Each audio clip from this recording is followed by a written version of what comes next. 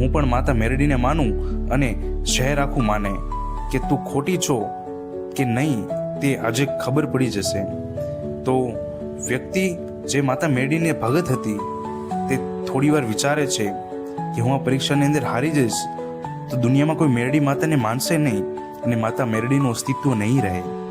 તે થોડી દુઃખી થઈ, પણ એની પાસે બીજો કંઈ રસ્તો ન હતો એટલે તેને ચુનૌતી સ્વીકાર કરી લીધી, પરીક્ષા કરવાનું નક્કી કરી લીધું. રાજાએ અવાજ કરી અને ત્યાંના એક મંત્રીને કહ્યું કે એક લોખંડની ઈંટ લઈ આવો. અને મંત્રી જાય છે અને એક લોખંડની ઈંટ દરબારની વચ્ચે લાવીને મૂકે છે. ટેબલ ઉપર પડેલી ઈંટ સામે આંગળે ચીંધીને રાજા કહે છે કે તારી માતા મેરડી સાચી હોય તો આ લોખંડની ઈંટને સોનાની ઈંટ બનાવી દે, તો હું માનું કે તારી ભક્તિ સાચી છે અને તારી મેરડી પણ સાચી છે. આ વિચારી થોડી વાર વિચારે છે તે ગરીબ સ્ત્રી અને કહે છે કે આ અશક્ય વસ્તુ છે કે એક લોખંડની ઈંટ સોનાની ઈંટમાં કેવી રીતના પરિવર્તન થાય, પણ તેને પોતાની ભક્તિ ઉપર સંપૂર્ણ વિશ્વાસ હતો. આગળનો ભાગ જોવા માટે આપણી ચેનલને સબસ્ક્રાઇબ કરો અને વિડીયોને લાઈક કરો.